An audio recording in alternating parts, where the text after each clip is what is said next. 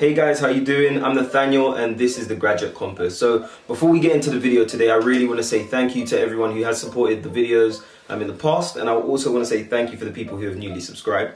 And I will be making videos every Monday and every Friday. It just works a bit better for me at that point. Yeah, certainly. And this video is really meant to be, I guess, more of a documentation and also to help people who are out there who are thinking about doing a switch from a larger company to a smaller company, or vice versa, a smaller company to a larger company, and to really have an insight in terms of what to expect, make your own decision. But this is just my account of it. I've currently just finished my first week. I did this the second time I am filming this this video. The very first time when I did actually film it, I was just so confused, and I think that was actually the best one to do because it was just raw. It was a lot more raw, and that's just because, you know, I didn't know what to expect. It was my hopes and dreams of what I wanted to go into. Not everything's been divulged to me this whole week in terms of everything that I'm going to be doing and what I'm going to be covering. But at the exact same time, I've gotten a bit more of an insight there, and I can actually make this video. So if you are feeling that itch to go to a smaller company, or the itch to move from a smaller company, then take this video as a reference. So I was in a FTSE 100 and I decided to leave. So these are the reasons why. Being in a FTSE 100, how was that like? So to be honest with you guys, when I first got into a large company, I was 100% lit. Like, I was extremely happy to get in. I thought I was really privileged to get in. And I just wanted to hit the ground running. I wanted to make a difference, so to speak. We all love that word. We all love saying that phrase, making a difference and doing a job that makes you feel like you're learning and developing. I'm really big on personal development. That's one of my things. So when I entered the large company like that, I was like, oh, I'm going to be all over the place. I'm from a sales background and doing business development. So it was just, I'm going to be doing everything for this large company. It's going to be great. I'm going to get so much exposure. How was it in practice? How was it in reality?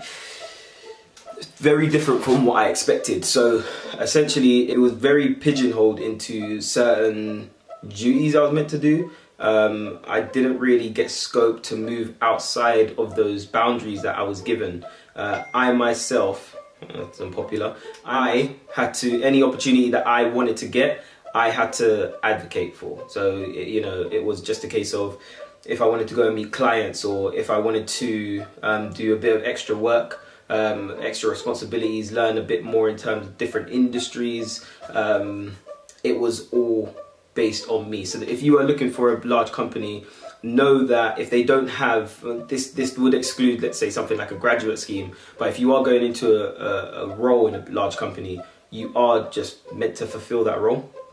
And I know what people are thinking, well, they have a development plan and X, Y, and Z, and it differs from industry to industry. But from the general consensus for what I get from talking to other people and my experience and very different functions in my company, and there were a lot of different functions in my company, you just do what you're meant to do in that function until you no longer want to do it, or you get promoted, or you move over to something else. So that was quite, in my opinion, it was quite jarring. After a while, it got quite boring, and that's the reason why I was like, look, there has to be a move. There has to be something more than this than I can do. And every time I wanted to develop as well, sometimes I might have got shut down for, no, you're not senior enough to do that, or you haven't been trained to do that yet, so therefore you can't do it. It's like, look, just give me the chance to do it. You don't know unless, you know, we do it.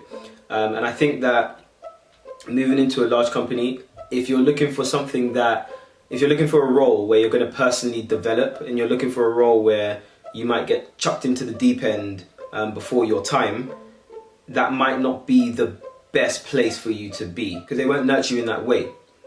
The only time that I have actually seen that they nurture you in that way is to save money. So let's say, for example, there might be a role. It might be 3 people doing the role. One person leaves, but then they say, look, you 2 can do the role, and then they just leave you 2 in it. Obviously, there's going to be personal development there because you guys are now dealing with more of a workload. You're going to be more efficient workers, but that's not really your personal development. That's just the company wanting to save money. Does that make sense? So it's always company first in most cases when it comes to larger companies, and that really did bug me. I had a great team, to be fair. I was very lucky. But I want to say something really good about large companies, to be fair, and that is the scope to do absolutely anything that you want to do. So let's say, for example, I came in from a sales function.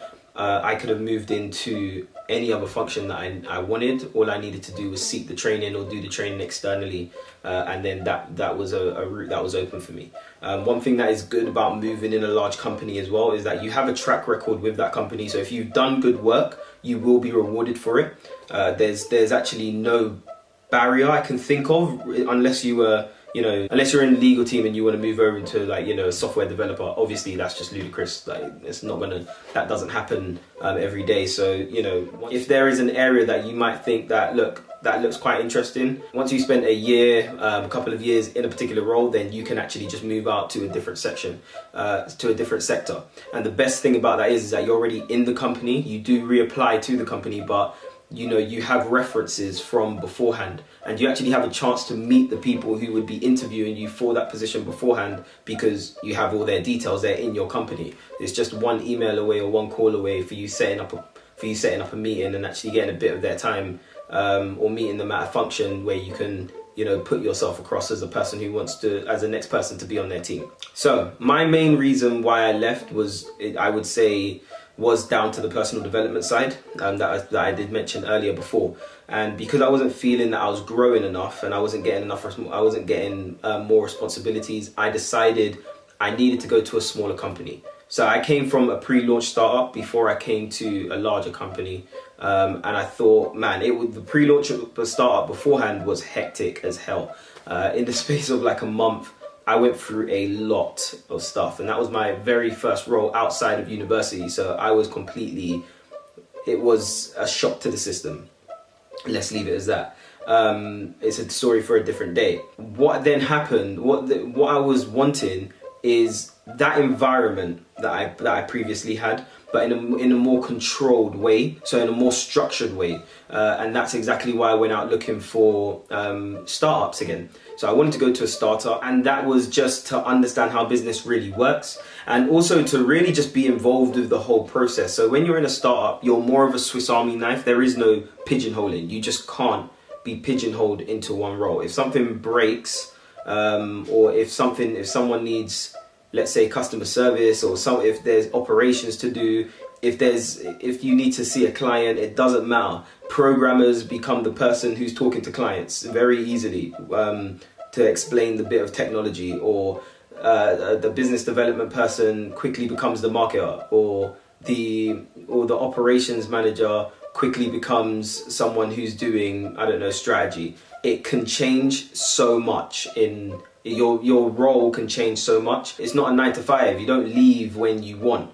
You do your day's work. So if you're looking for something meaningful, and I think I was looking for something a lot more meaningful, and that's the reason why I went to a startup. And I was like, look, I need to go somewhere here where I can actually build these skills. My dream has always been to start my own company. So what better way to learn how to start your own company or get exposed to the rocky waters than actually be in a startup? And that's exactly where I went.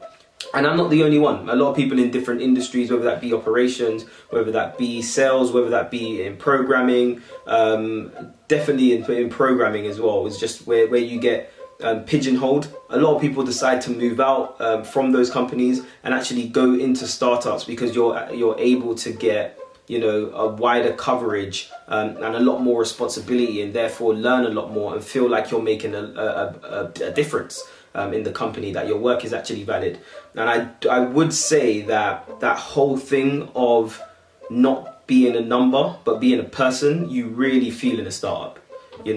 You are an individual when you're in a startup, and when you are in a large company, even though they say to you, every single time that you're not a number, that you're just not one of many, you matter to us, you matter to the team. It doesn't feel like that. It's not something where you're going to be sitting down with the CEO every day. You're not going to be understanding how the entire business works. Those perks are left for a startup, to be fair. But I really want to know, if you're looking to move from a large company to a small company, or a small company to a large company, let me know. Put it in the comments below. I'm pretty sure we can talk it up down there. Remember to like, comment and subscribe, guys, and I'll see you in the next one. Remember, Monday and Friday, I'm going to be here. Are you? See you in the next one.